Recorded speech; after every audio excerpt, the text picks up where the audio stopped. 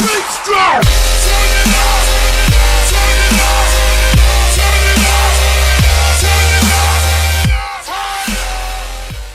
just on. Good morning, Facebook. To anybody who's up around, who's maybe catching us at work or on a break. You too, or maybe you can't find work and you're just on social media and you're just accidentally ran into this. I say good morning to all of you. Today's date is September 6th, 2017. The reason I wanted to do this Facebook Live this morning, and it's not going to be long, so I apologize for anybody if I caught you off guard. But I wanted to do this because there's two different things that we're struggling with today. Of course, the weather is one. Unforeseen occurrences happen to everyone. I can't tell you that any further than what I've just said.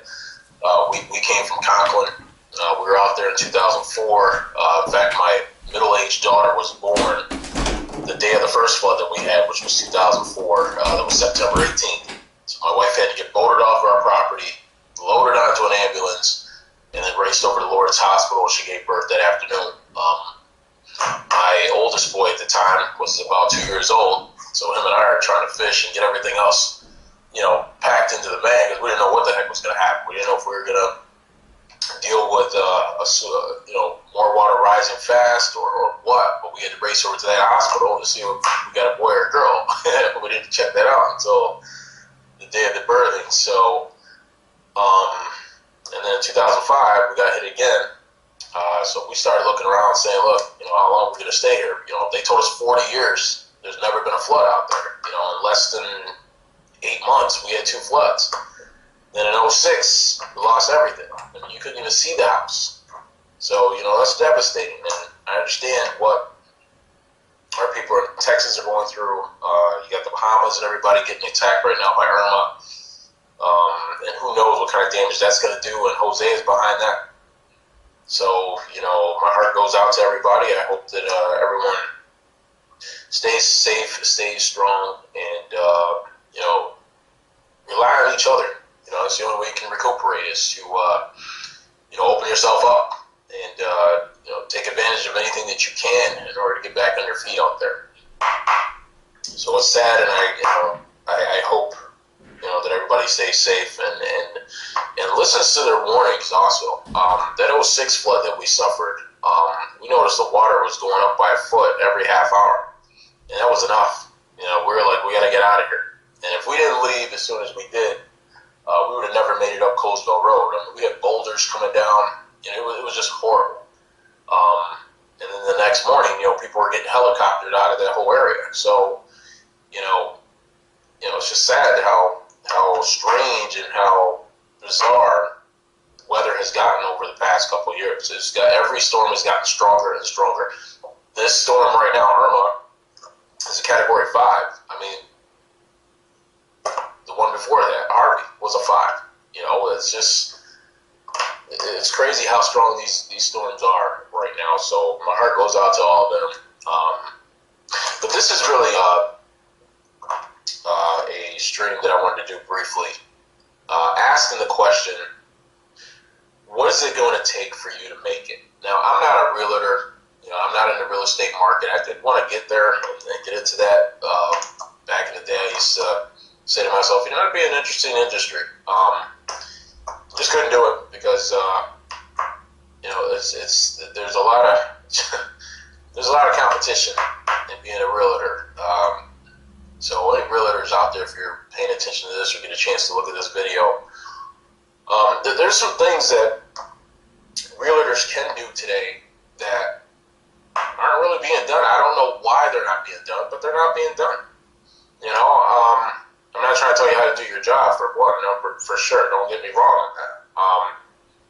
But there are more effective things that you can do as a realtor to really be effective with each and every lead that you get.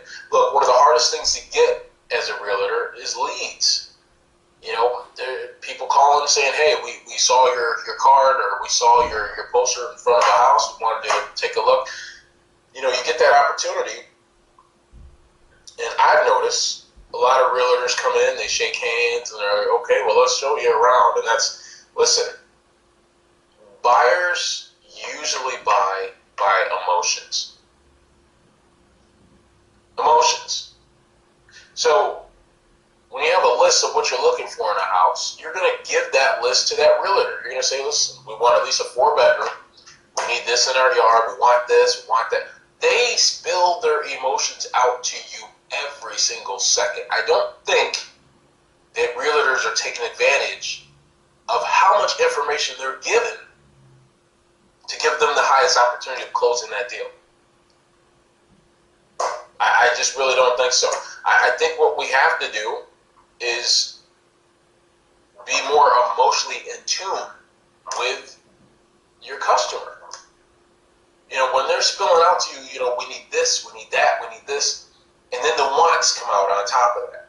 You know, and then when you get them together and you finally get them into that home that you think is going to work, or the one that they chose and said, hey, we want to take a closer look, that should be the most exciting time for a realtor.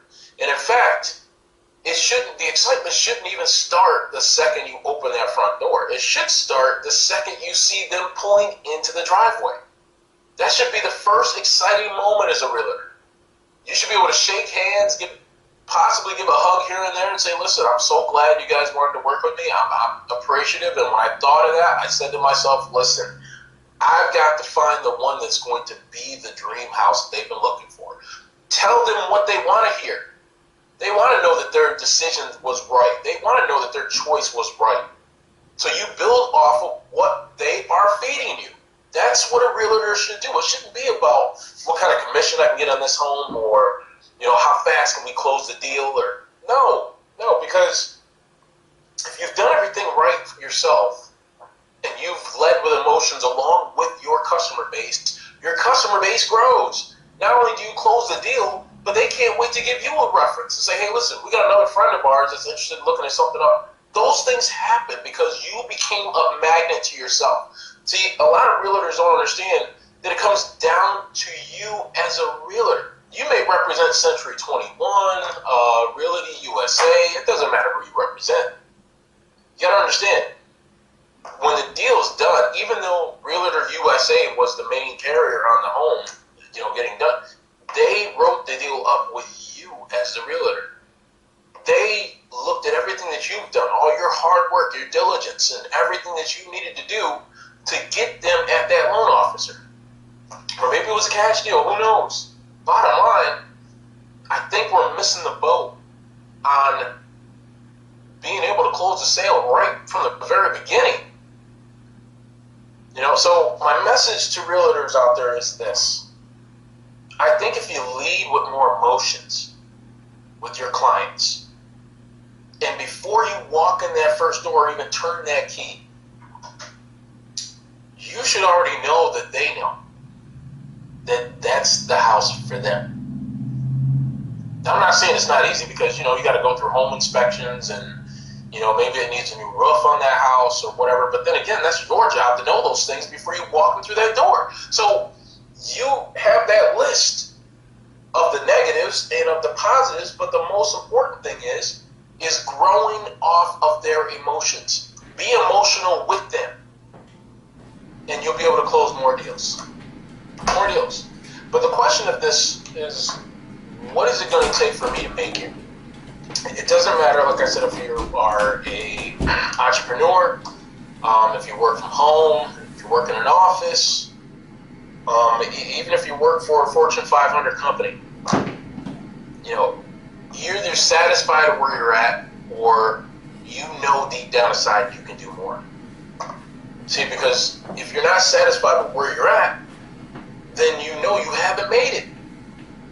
So what would it take for you to make it? There's some factors that go into being successful as not only, even if you're just a father and you stay at home, that's still a job. It's a major job. But are you satisfied? You know, so the question is, what will it take for you to make it? Just you as a person, you as an individual, even if you're trying to lose 20 pounds, even if you're trying to, you know, be more effective at school. You know, the biggest challenge for even our kids that are going back to school, since my kids go back to school tomorrow, the biggest challenge that they always face is sometimes not themselves, but it's others. because others have problems just like they do. You know, and when we spill our problems out there, you know, it comes off more of a whine than it does trying to figure out a solution. You know, because if you don't have solutions, you have nothing but problems. It is what it is. So either you're a problem solver or you're a problem receiver. I mean, parents know that when we grew up, things were not given to us as easy as it is today. We had to earn it. We had to earn. I mean, I understand communications have changed. Yes, you can pick up a cell phone and call your friend, and they can come by and pick you up, and you're doing something, or you can pick them up, or you know, you can make plans to stay overnight and just have a party, whatever. You know, back in our day, we had to pick the phone up and wait for somebody to pick up the phone, or we had to pass notes. If you remember those days, but we were a little more effective than this generation because, you know, we kind of knew what we wanted, and we knew that in order to get what we wanted, we had to work our butt off. It just seems that this generation right now, the millennials that are trying to grow up right now, are so used to getting things given to them that they just keep taking it in, and they still want more. But at the same time, what have they done to earn it? What have they done? See, the most important thing you can ever teach your kids is the value of themselves. You see, they can, I've always told my kids, look, don't ever disrespect yourself. If you don't disrespect yourself, you have enough respect for yourself, you're going to have respect for others. Now, they may not always be right. Just like my son, I said, listen, you ever get issues in school? Deal with it. We got your back. We got your back. It doesn't matter what the principal says, all these other teachers. If they're wrong, we'll figure that out.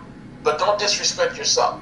Don't disrespect the teacher, because if you disrespect the teacher, you've already disrespected yourself. So we know what we put into these kids. The problems are there are so many issues at home, and then you have outside issues that by the time you get into your classroom and try to focus on just listening and getting your work done, you can't focus. You can't focus. More kids than ever bring phones to school. They cannot live without social media.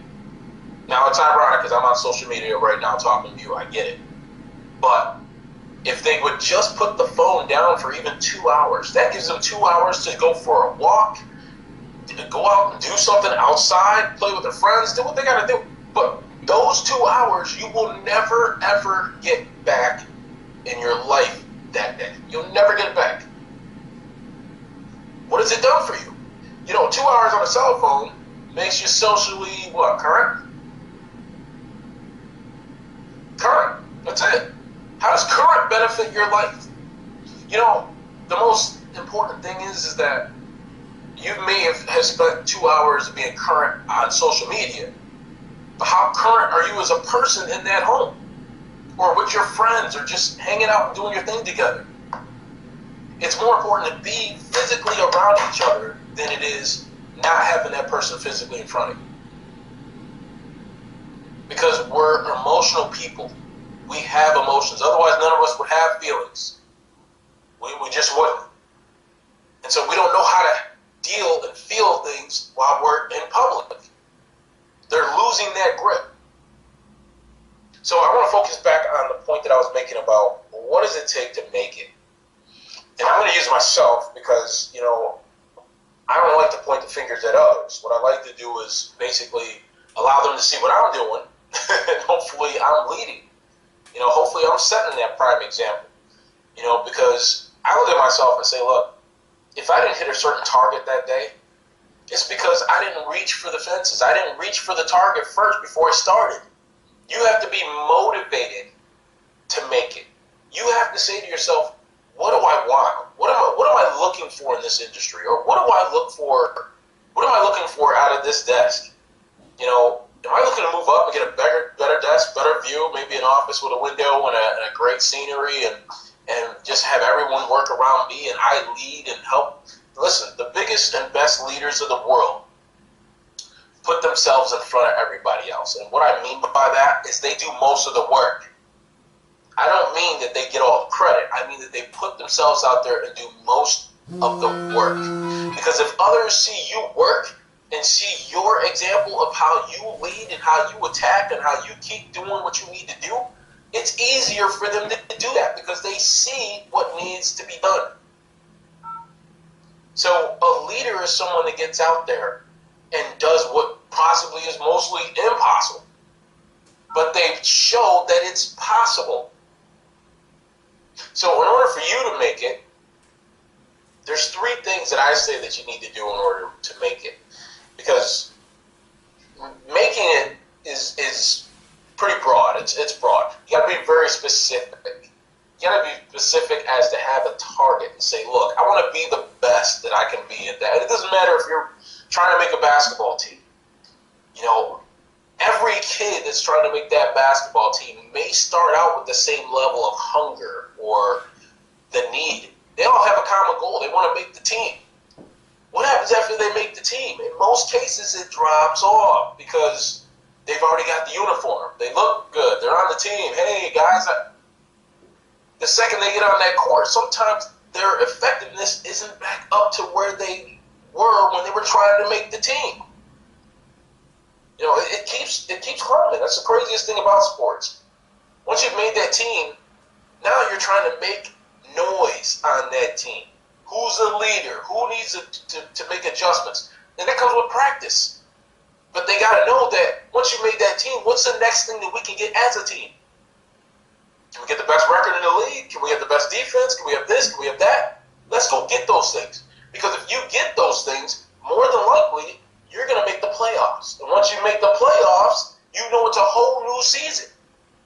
Because now you know, okay, what do we need to do to get to the finals?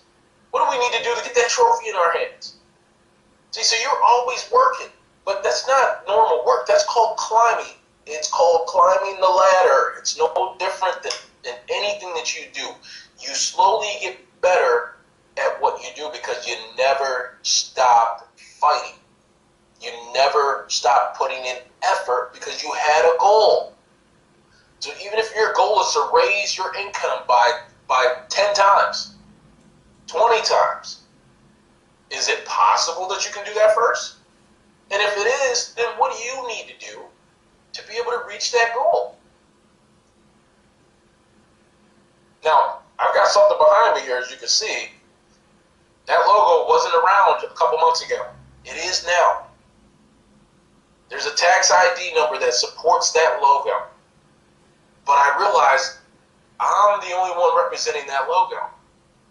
How can I make that logo make so much noise in our world today that people see me climb up, climb from nowhere? Listen, when you start from the bottom, one thing you have to do when you start from the bottom is realize what the bottom looks like, what it feels like, what it smells like.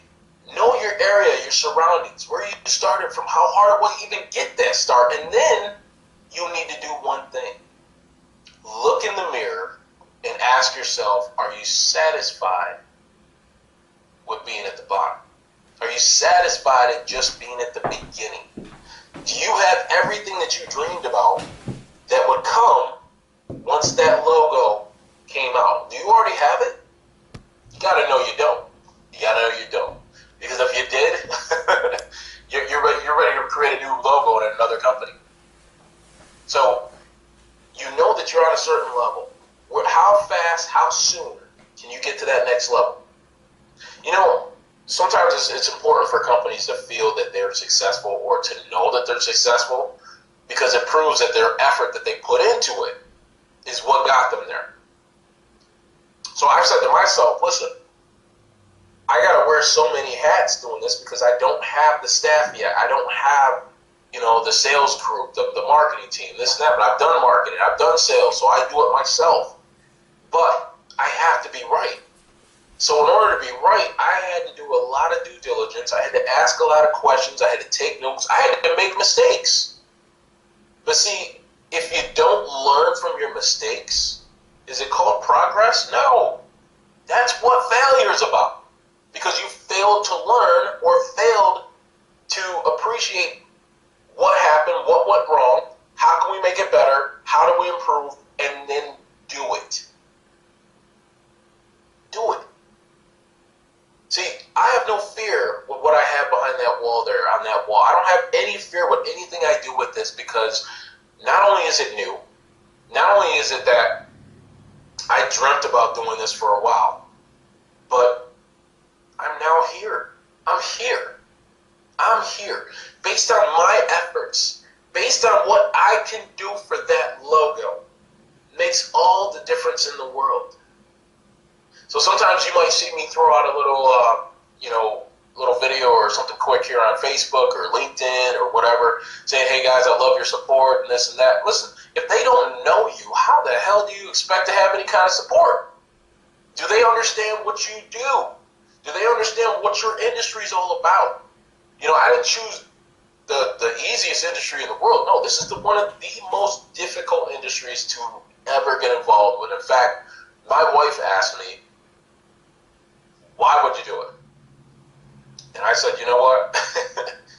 To be honest, if I didn't come up with the concept of the actual games themselves, I wouldn't even touch it. But I had a feeling that the concepts would be right. But in order to have the concepts, I got to have a face. I've got to have something out there that said that these are where these concepts came from. So this is my ground zero, but I'm actually moving up slowly. I'm doing great. Don't get me wrong, but I'm not satisfied. See, in order for me to make it, I have to put my personality into it. I had to jump in with both feet, and I have to keep on throwing punches to the wind until you continue to hit something. And once you start hitting that something, you don't stop hitting, because you know that once you knock that down, you can move up to the next level.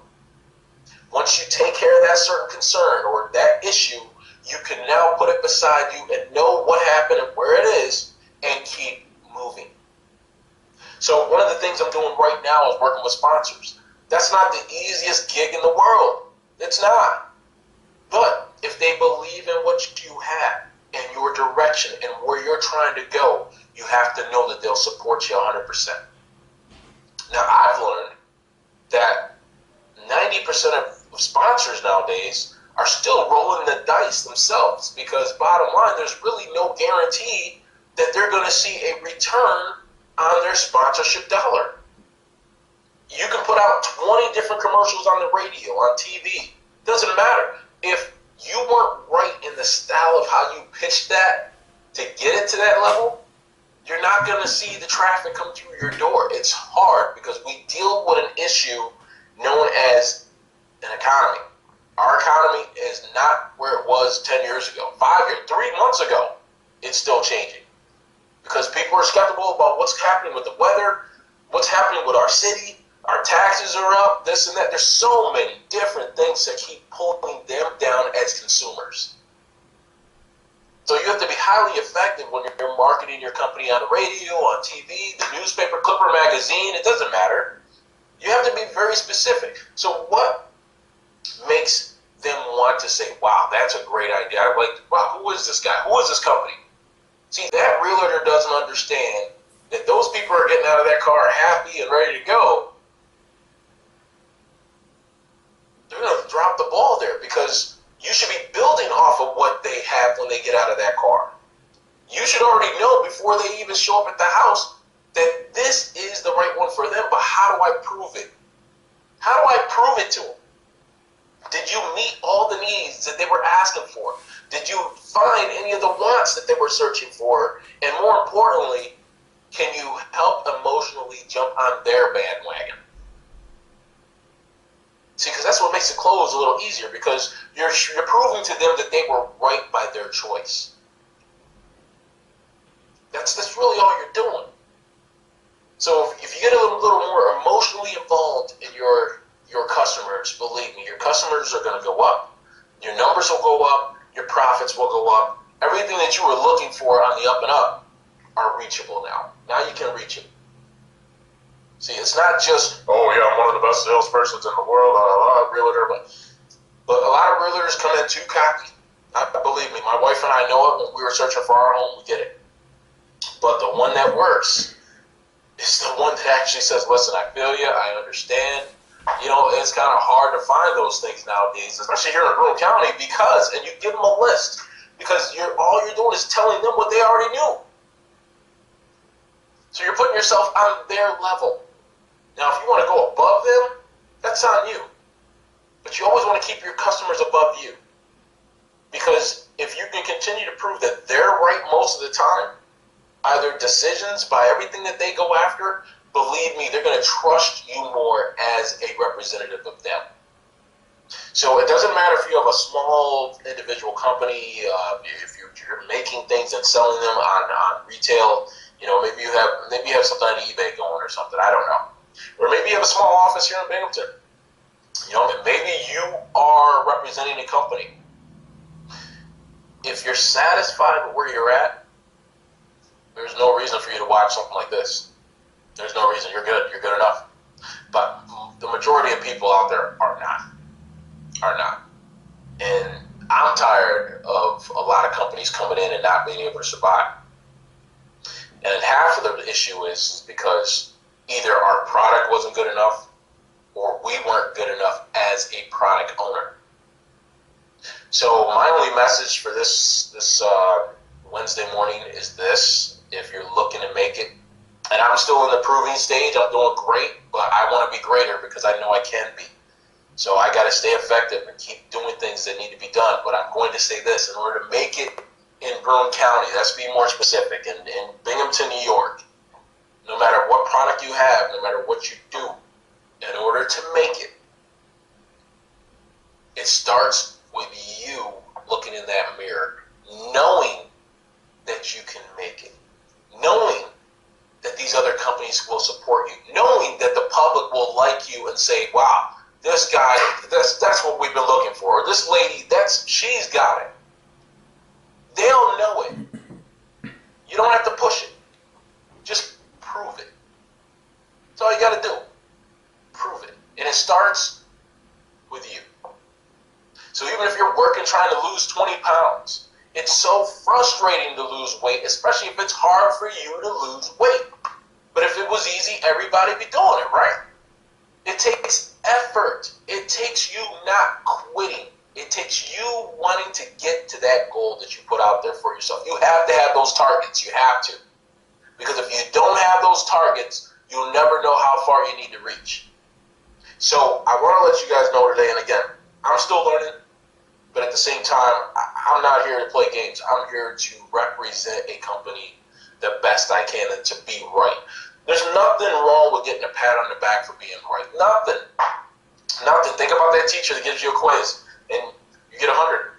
Oh my God. Like, even if that's your first 100 ever, you know that teacher is going to look at you and say, wow, you did great. Because that meant that the teacher did great.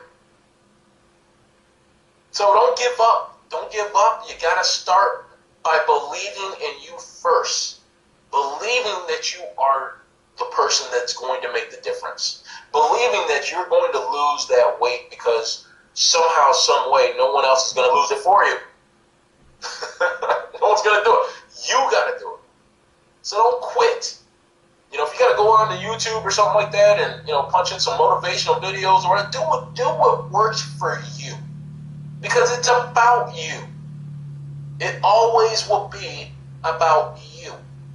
I'm not trying to put you on a pedestal where you're the best. No, what I'm saying is it's about you. It takes you to make a difference. You have to have something that someone's going to benefit from it. They are the benefactors, but they are the benefactors based on what you were able to put out in front of them. You know that if you're trying to lose weight, that mirror is going to be the benefactor to you. Because bottom line, one day you're going to look at that mirror and say, oh my God, I can't fit into these jeans anymore. They're sliding right off me. Or, wow, look how good I actually look now. But you feel it first. You feel good first. You don't have to look in the mirror. You know it. You'll know it. So on a positive tip today, just to end this, and I appreciate anybody, you know, that's been checking this out. Thanks, guys. I appreciate it. But listen, we all struggle. We all deal with issues and problems because we have greedier people out there leading us. It is what it is, whether you want to say politicians are doing it. Somebody's holding on to the money. They're not spreading the wealth. So somehow, some way, you got to get out there and make a difference. You know, why not have more winners? If you don't have more winners, you end up with more whiners. It is what it is. You know, for millennials out there, I'm not trying to call you guys a bunch of whiners. I'm not trying to say that. But what I am saying is that you guys also have the highest level of debt as a group. The highest level of debt, whether it's from college, credit cards, it doesn't matter. And you got to be tired of holding on to those things, saying, what am I going to do to fix it? They don't have a whole lot of avenues out there for you to fix being in debt. So maybe you need to learn from Generation X. Maybe you need to learn from the baby boomers who are still up in age and still here on this planet. But you have to somehow try to get away. You can make it. You just have to do due diligence. You have to study. You got to get some knowledge as to, okay, here's my escape plan. Or where am I at right now? You know, you have to have a target. And then don't stop throwing punches until you hit your target. Don't give up. If you need help, call me. My number's on this, on Facebook, anywhere you can reach me. My office is usually open. Come see me. I don't care. But bottom line, don't quit on yourself. Because you don't know who's watching you. You don't know who's saying, wow, that person right there, they always seem like they're motivated. They're always, and maybe you're really not. Who knows? So don't quit. Don't give up. Stay tough. And no matter what, if you put forth 100% effort, if you reach out to those that are doing just the same as you are, maybe even better, follow them. Do what you have to do, because that is the only way you can make it.